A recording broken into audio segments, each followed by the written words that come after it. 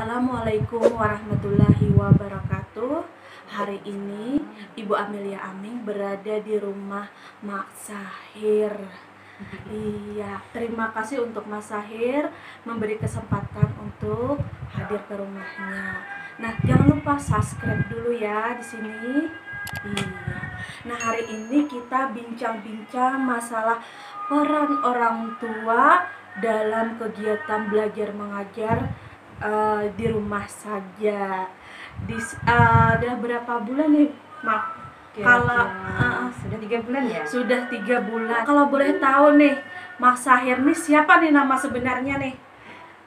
Kenalan dulu ya teman-teman. Nama Iya. Mak Sahir sebenarnya sepanjangnya Maulidah Isnania. Biasanya dipanggil Imau. Kenapa Imau? Ya itulah nama panggilan sejak kecil sampai sekarang dipanggilnya Imau. Dan di lingkungan sini biasanya dikenal dengan Mama Sahir. Nah, Iya, Mama Sahir. Kalau di online Mak Sahir Ya, ya. kalau online Mak Sahir biasanya. Nah, jadi Mak Sahir ini boleh tahu umurnya berapa nih? Umurnya memang nggak muda lagi ya. Mungkin mendekati 37.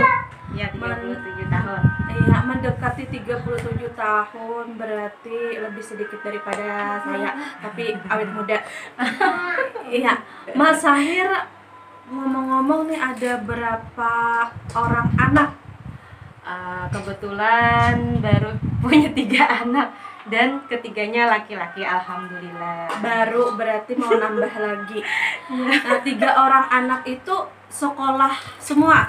Ya, sekolah semua. Anak pertama sudah mondok jalan tahun ketiga. Yang kedua sekarang kelas 5 SD dan yang ketiga baru masuk TK. Ya, masuk TK. Nah, kita fokus ke pelajaran ya. Masalah belajar mengajar di rumah.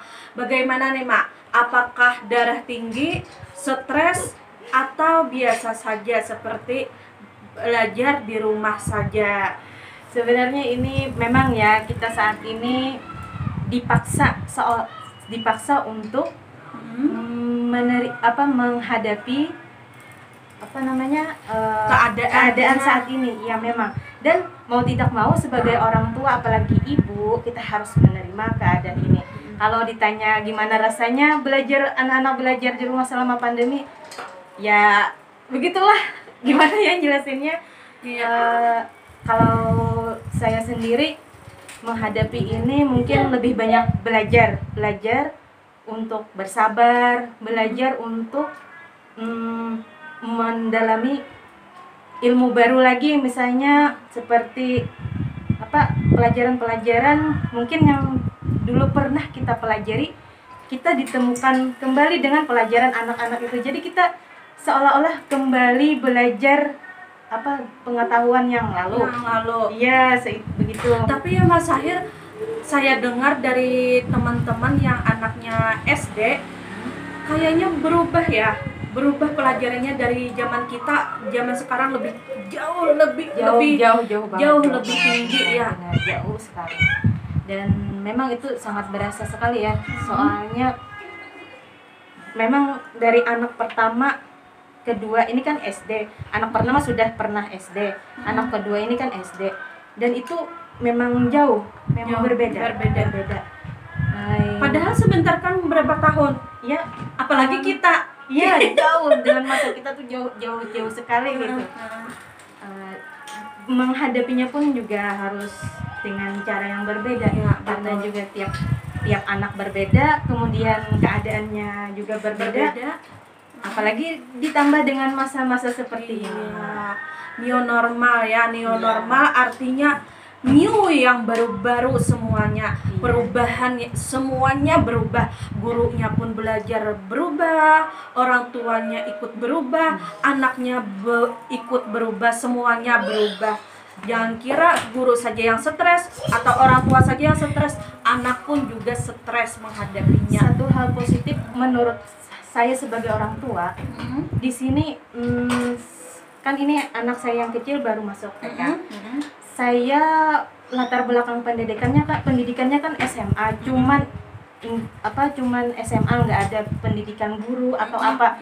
Di sini saya merasa sangat terbantu dengan adanya antara kerjasama guru dan orang tua. Iya. Terbantu gimana? Terbantu tahu itu pelajarannya, Iya, pelajarannya di TK, iya. atau pelajarannya mereka di sekolah SD. Merasa terbantu. Walaupun agak tidak mudah ya, iya. tidak mudah mengatasi semua ini. repot Iya, tapi iya. menjadikan orang tua dan anak lebih dekat. Kenapa lebih dekat? Karena dia mengerjakan tugas, otomatis kan bertanya kepada orang tua. Iya, Kalau di sekolah kan dengan teman-temannya. Iya. Iya. Mungkin begini, ada lagi yang hal positif menurut saya ini, kan anak-anak disuruh mengerjakan tugas. Ini sangat-sangat bagus sekali, Bu. Kenapa? Karena mereka secara tidak langsung kan ada pertanyaan ini, dia kan mencari sendiri, dengan bahasa kitanya tuh mencari tahu sendiri dari buku, atau mungkin juga kan dari internet juga bisa. Kadang di buku itu kan terbatas. Ya sebagai orang tua suruh aja dia cari di Google, tetap dengan didampingi. Didampingi. Salah satu mungkin ya Bu, salah satu kunci orang tua harus tetap mendampingi dalam. Ya betul, itu harus didampingi orang tua, karena dampingan orang tua sangat penting untuk anak. Di sini yang mungkin saya sebut di awal tadi, kita dipaksa untuk kembalikan orang tua apalagi ibu sebagai madrasatul ula bagi anak-anak. Kita sekarang seolah-olah terlupakan mendidik anak itu, seolah-olah kita seanak sekolah kita serahkan ke sekolah. Iya, betul. Nah, betul. itu di sini menyadarkan sekali kepada orang tua bahwa peran orang tua pun ada dalam mendidik anak, tidak semerta-merta menyerahkan pendidikan itu kepada sekolah. Iya, sebenarnya kan kalau di sekolahan cuma beberapa jam, lebih banyak di rumah. Jadi mengajari anak jangan diserahkan bulat-bulat kepada guru ya, karena di rumah lebih berperan, karena lingkungan juga berperan. Kalau di sekolah cuma beberapa jam, ya kan, sekitar 4-5 jam lah. Kalau paling banyak 4-5 jam. Nah, di sini berarti kita harus belajar lebih jauh lagi. Orang tua cerdas, anak pun menjadi pintar. Betul. Mas Sahir, bagaimana nih caranya mengajari anak di rumah? Satu hal yang paling mendasar, kita tidak boleh memaksa anak. Kenapa tidak boleh memaksa anak? Mungkin nanti dia ada semacam gangguan ya dalam cara dia berpikir, mungkin tertekan. Iya, betul. Kan kasihan juga, mereka sudah tidak bisa bertemu dengan teman-teman. Kemudian di rumah dia harus tertekan dengan ibunya, umpamanya harus mengerjakan tugas begini.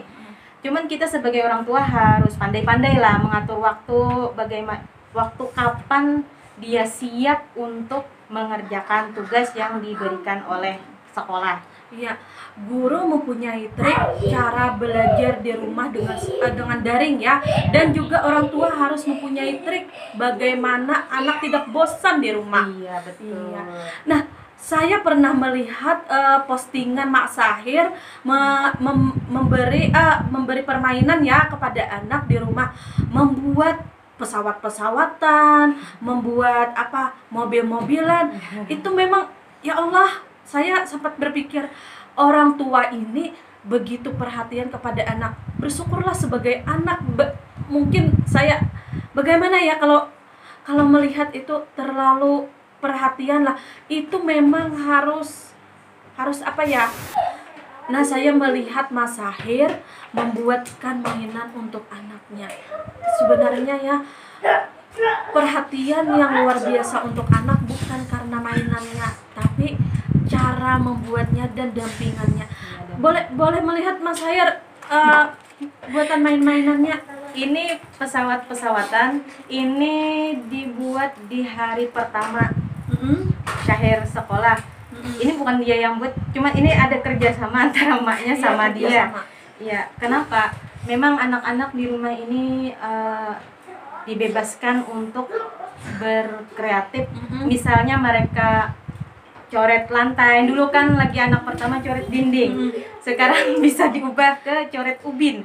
Jadi mereka anak si Syahir coret-coret di ubin, menggambar di ubin, kan bisa dihapus lagi, nggak apa-apa berantakan, nggak apa-apa, yang bisa dibersihkan. Memang saya melihat di story-nya Mak Syahir lagi ya, di anaknya mencoret-coret lantai sampai berantakan, tidak pernah marah. Itu saya sangat jempol kepada orang tua. Kebiasaan kan orang tua marah-marah, aduh ini berantakan lagi, ini sampai tulis status lah. Nah, padahal itu kan sangat-sangat menjadikan beban tersendiri untuk anak. Setiap kali dia membuat ini, jangan diberantakin, awas, awas, ini jangan, ini itu. Dia tidak bisa apa-apa, tidak bisa berkreasi apa-apa. Jadi dia stuck di situ saja, takut dimarahin, takut ini, takut itu. Ya kan? Seolah-olah kan jadinya kreativitas mereka itu terhambat. Iya, terhambat. Bukannya tidak ada larangan, cuman ada peraturan-peraturan yang semisal tidak boleh coret-coret dinding, coret-coret tenda umpama, atau yang lain boleh di ubin saja. Kan masih bisa dihapus. Dulu pernah punya papan tulis besar, tapi mereka nggak suka di papan tulis, malah lebih suka di dinding atau di ubin. Kalau di papan tulis kan terpaku di situ aja, bentuknya di segi 4, bolehnya di situ saja yang menulis. Kalaunya di ubin kemana saja boleh. Makanya kan kalaunya belajar biasanya anak-anak, apalagi anak yang masih PAUD ya, masih TK, kalau bisa sebesar-besarnya dia kertas dikasih sama dia. Karena apa? Dia kan pengen coret-coret kemana-mana. Jangan masih mencari tahu. Jangan dibatasi dia. Saya pernah kesini beberapa kali melihat ada sedikit di sudut perpustakaan kecil. Itu gimana tuh? Dari mana idenya tuh? Sebenarnya di rumah kami yang dulu di rumah orang tua itu memang ada punya, bukan perpustakaan sih, beliau memang latar belakang beliau kan seorang guru. Abah itu seorang guru, punya buku-buku, kemudian beliau susun di satu tempat. Nah, di sini kan sebagai anak kadang kita memang sering penasaran ya dengan adanya buku itu. Kita ambil. Mungkin tertanam di otak kita, dan memang setelah berumah tangga memang kepingin punya perpustakaan mini lah itu.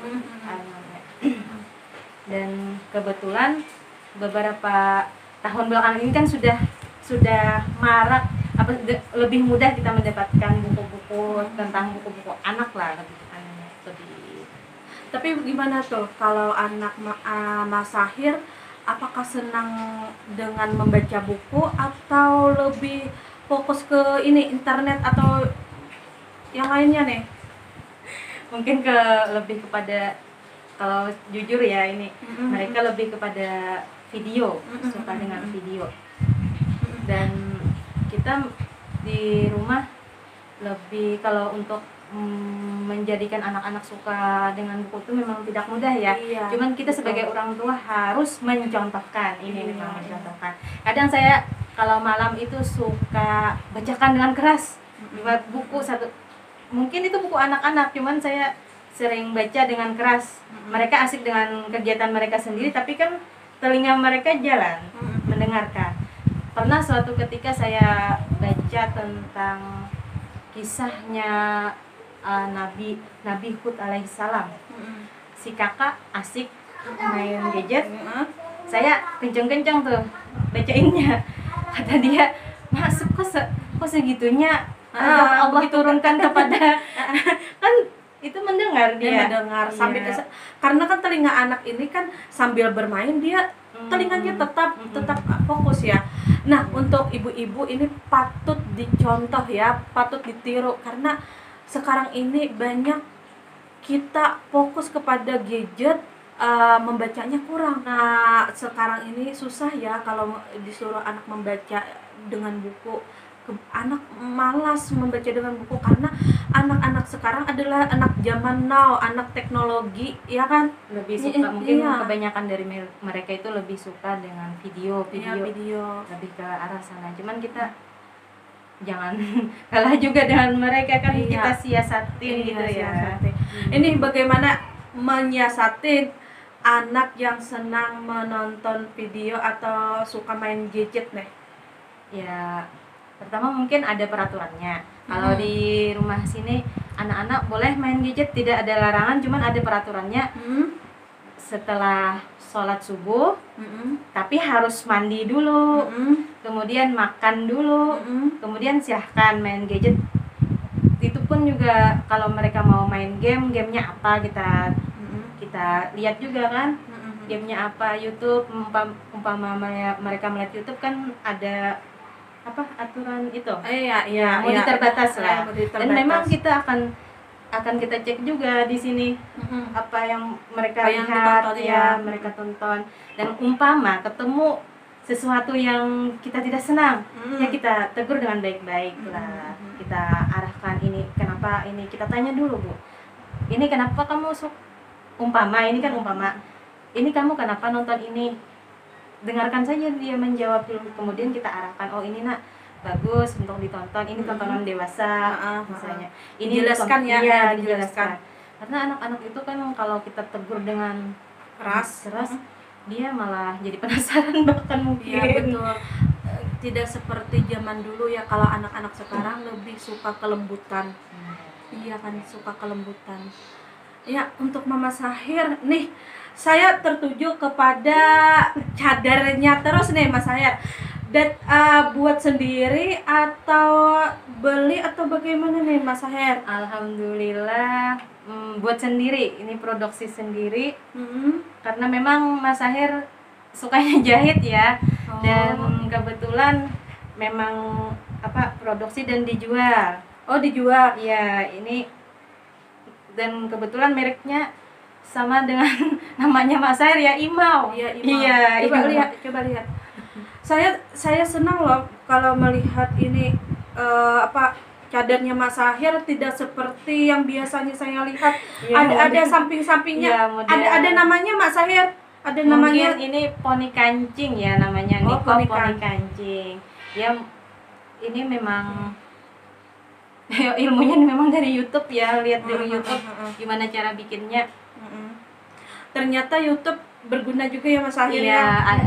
memang ya, YouTube ini ya sesuai kita gunakan, ya cari aja yang manfaatnya saja gitu.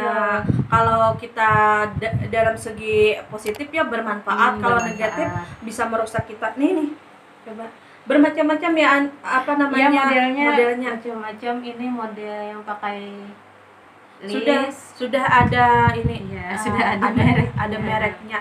Nih Mas Sahir, kalau menjualnya dengan cara apa nih Mas Sahir? Online atau offline nih? Online ada, biasanya saya share di WA saja. WA, Ada nanti di saya Facebook kasih juga WA-nya ya. ada. Iya. WA-nya boleh? Ya, di Facebook juga ada. Nama Facebooknya sama Nana Maulida Isnania. Iya, gitu. nanti saya share juga Iya. ya. Ada COD-an juga, langsung teman-teman datang ke rumah juga ada. Kalau boleh tahu berapa nih harga apa namanya? Nikop poni kancing. Iya, nikop poni kancing. Iya, berapa nih harganya? Kalau yang model kayak gini 45.000. Harganya insyaallah terjangkau ya, Iya. dengan Kainnya bahan yang kainnya bagus nih. insyaallah nyaman dipakai. Kalau request bisa gak warnanya berbeda? Misalnya warna hitam, warna hijau, atau Selain warna apa aja hitam bisa. Cuman kadang kan tergantung stok kainnya. Kadang di kota kita kan masih kurang banyak warna-warna untuk pilihan warna. Iya, kota kita kota kecil di Kalimantan Selatan yaitu Barabai Hulu Sungai Tengah. Biasanya kalaunya ada pun di Kota Banjarmasin ya. Iya. Mas Sahir. Ya, silahkan yang pengen berbisnis kerjasama dengan Mas Sahir boleh hubungi Mas Sahir langsung. Nanti dapat diskonnya Mas Sahir. Iya, tentunya, insya Allah. Iya. Demikian perbincangan kita hari ini dengan Mas Sahir. Semoga bermanfaat. Ambil ilmunya. Kalau ada salah-salah mohon maaf lahir batin. Ya, sekian, terima kasih. Wassalamualaikum warahmatullahi wabarakatuh. Jangan lupa subscribe. Dadah.